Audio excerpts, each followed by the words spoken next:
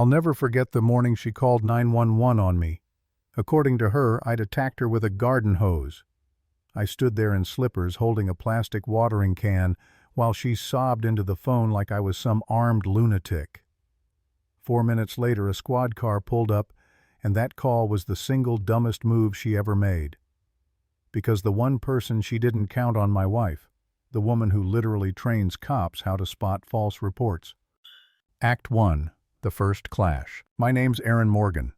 I'm 45, married, 2 kids, golden retriever named Max. I sell medical equipment for a living, hospital beds, wheelchairs, rehab gear. Good money, about $150 a year, but the real skill is learning how to handle difficult people.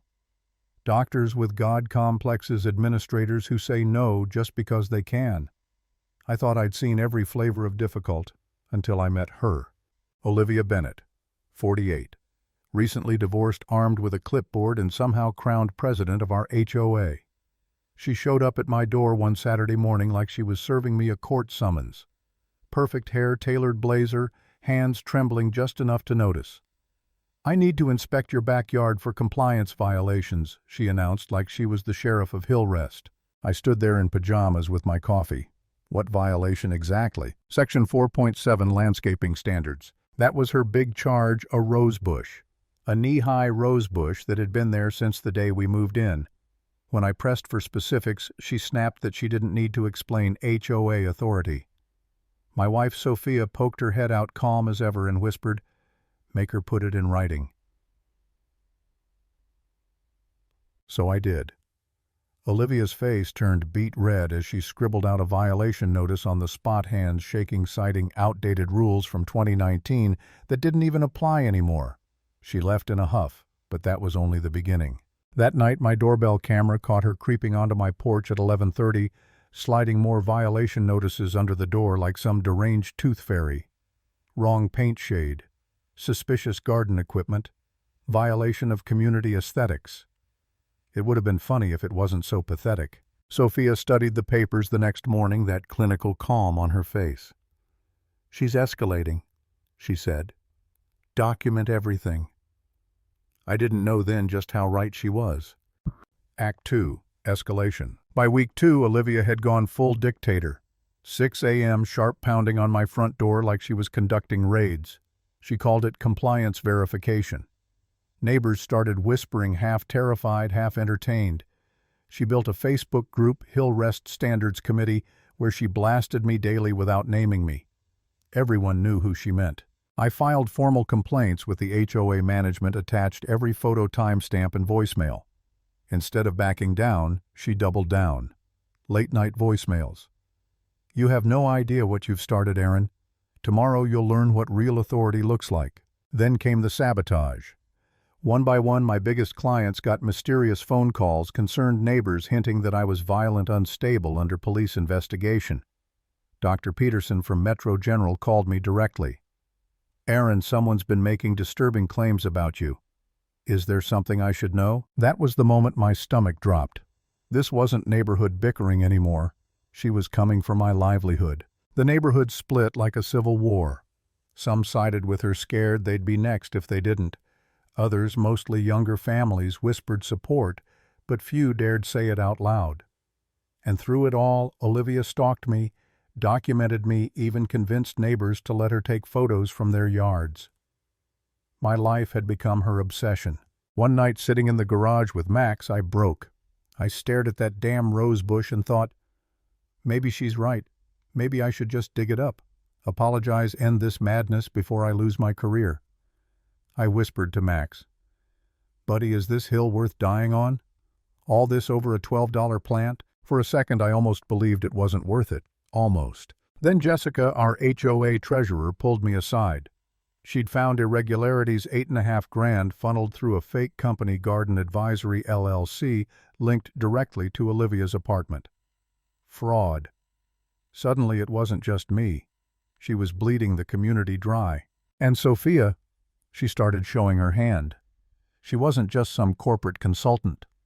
The way she analyzed Olivia's behavior, classic pre-violence escalation patterns, the way she took notes like she was building a case file. I finally realized my wife didn't just handle crises. She taught law enforcement how to neutralize them. Act 3. The Showdown. It all came to a head one Tuesday morning. Sophia had just left for work. I was in my bathrobe watering the lawn when Olivia stormed up the driveway, eyes wild, hair a mess, like she hadn't slept in days. "This is it, Aaron," she announced, chest heaving. "Time for you to learn real consequences." I told her calmly, "Olivia, you're trespassing. Leave now or I'll call the police." That smile, I'll never forget it. The kind serial killers practice in mirrors. "Perfect," she whispered, pulling out her phone. And right there in front of me she dialed 911. "Help me," she cried. "My neighbor's attacking me with a gardening weapon. He's threatening to kill me. I'm terrified for my life." I stood 20 feet away holding a plastic watering wand, baffled. It was surreal, like watching someone rehearse for a play only she believed in. 4 minutes later, Officer Morgan arrived. He separated us, took her statement first. Olivia was flawless, trembling, describing death threats I'd never uttered. She'd rehearsed this for weeks. And then Sophia's car pulled back into the driveway. I'd never noticed the decal on her bumper before. Regional Police Training Academy instructor. Morgan's whole posture shifted. "Instructor? Didn't know you lived here." Sophia smiled, professional, warm. "Officer Morgan, good to see you. How's that de-escalation certification going?" Olivia froze.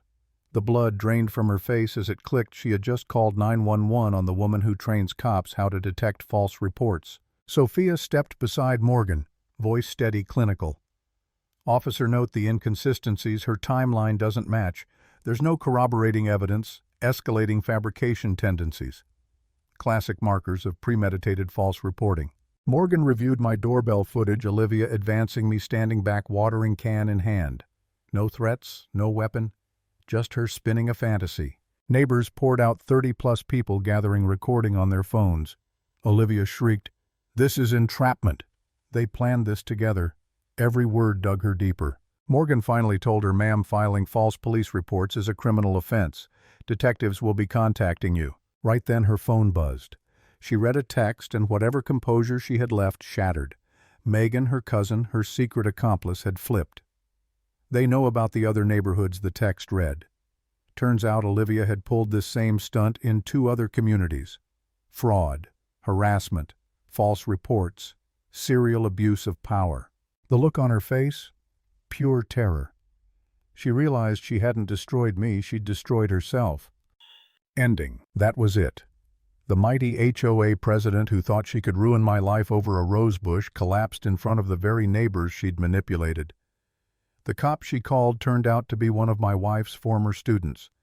Every lie unraveled in real time, every ounce of her fake authority stripped away. I didn't celebrate, I didn't laugh.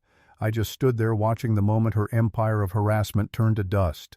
Lesson learned. Sometimes the bully with the loudest voice crumbles the fastest when the truth finally shows up.